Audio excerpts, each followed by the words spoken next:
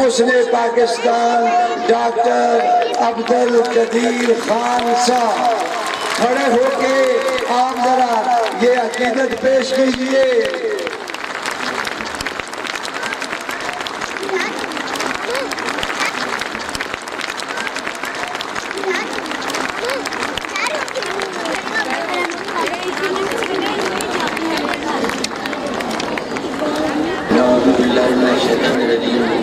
بسم اللہ الرحمن الرحیم۔ نہایت محترم برگیڈیئر جاوید صاحب، جناب اکرم ذکی صاحب، موجود مہمانان گرامی، خواتین حضرات، عزیز بچوں اور بچیوں، السلام علیکم۔ مجھے یہاں اس وادی شہداء میں آ کر بہت خوشی ہوئی ہے۔ میں اتنے عرصے 25 سال تک کمیونٹی میں رہا، لیکن کبھی ابھی دور تک یہاں نہیں آیا۔ میں مٹور تک تو ضرور گیا ہوں، جہاں جنرل احمد جمال اور احمد کمال رہا کرتے تھے، اور میں نے جنرل احمد جمال کی تجدید و تکفیر میں شرکت کی تھی۔ کمیونٹی کا علاقہ اور اس آس پاس کا علاقہ جو ہے یہ بہادروں کے علاقے کی وجہ سے بہت مشہور ہے۔ افواج پاکستان میں ان کا بہت بڑا حصہ رہا ہے، اور بہادری کے قصے جو ہیں وہ آپ کے سامنے نقش ہیں، اور ان کی تصاویر جو ہے وہ یہاں پر سامنے لگی ہوئی ہیں۔ میں یہاں پر ایڈمرل عزیز مرزا جو ہے کمیونٹی کے ہیں۔ اس طرح کمیونٹی کے بہت سے جوان جو ہیں، فوجی اور افسران جو ہیں، ان سے میرا تعلق رہا ہے، جنرل تکہ خان، جنرل احمد جمال، جنرل احمد کمال وغیرہ سے۔ مجھے یہاں بہت خوشی ہوئی کہ اس قدر بچے اور خواتین یہاں موجود ہیں۔ میرا تعلق خود بھی کسی زمانے میں فوجی خاندان سے رہا ہے۔ میرے آبا اجداد سلطان شہاب الدین غوری کی فوج میں ہندوستان آئے تھے، تو یہیں پر بس گئے تھے۔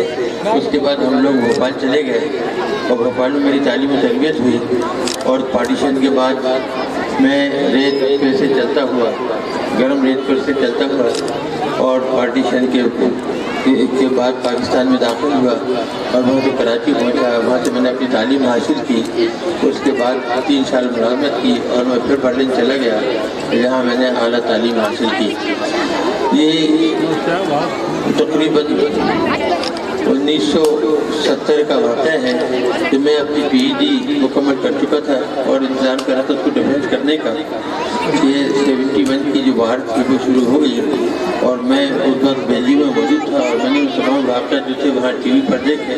ہمارے یہاں تو وہ نہیں بتائے جا رہے تھے، کیونکہ یہاں پر لوگ جو تھے بہت مشتعل ہو جاتے تھے کہ اس وقت جو عسکری قیادت تھی وہ اتنی اچھی نہیں تھی، اور ان کی جو ریپوٹیشن تھا وہ بہت اچھا نہیں تھا۔ تو وہاں پر جو دکھائے گئے حالات، اس سے مجھے کافی تکلیف ہوئی، اور میں نے دیکھا کہ کس طرح ہماری افواج نے وہاں پر مجبوراً ہتھیار ڈالے، اور ان کی اتنی بے عزتی کی گئی۔ جب TV پر میں نے دیکھا کہ ان کو کس طرح ان کے سر مونڈے گئے، ان کی کمر پر نشان لگائے گئے، کراس بنائے گئے، ان کے جوتے اور لاتیں ماری گئیں، اور ان کو بالکل جانوروں کی طرح کٹیروں میں بند کیا گیا، تو میں برداشت نہیں کر سکا۔ میں کئی دن تک رات کو روتا تھا، اور میں کھانا نہیں کھا سکا، لیکن میں مجبور تھا، میں کچھ بھی نہیں کر سکتا تھا۔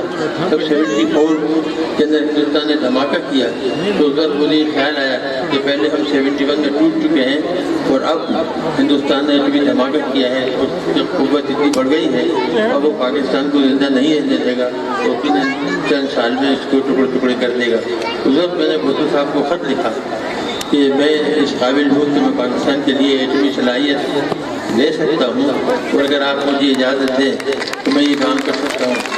انہوں نے مجھے فوری بلایا۔ میں دسمبر 74 میں یہاں آیا۔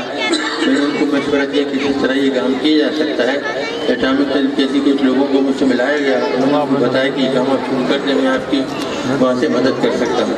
جب 75 دسمبر میں پھر آیا کرسمس کے موقع پر، پھر میں بھٹو صاحب سے ملا، جنرل امتیاز سے ملا، جو کہ ملٹری سیکرٹری تھے، اور انہوں نے کہا کہ آپ دیکھیے کتنا کام ہوا۔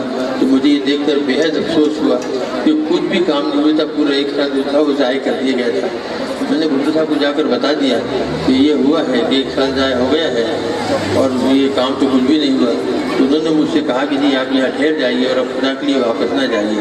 ہمارے لیے بہت ہی بڑا فیصلہ تھا میرے پاس بہت ہی اعلیٰ نوکری تھی، میں پورے یورپ پہ گھومتا تھا، امریکہ جاتا تھا، سب جاتا تھا، مجھے پروفیسرشپ کے آفر تھے بہت سارے، لیکن جب مجھے صاحب نے یہ کہا تو میں نے اپنی بیگم سے مشورہ کیا، بیگم نے کہا کہ اگر تم ملک کے لیے کوئی اچھا کام کر سکتے پاکستان کے لیے تو رک جاؤ، تم نہیں جاتے۔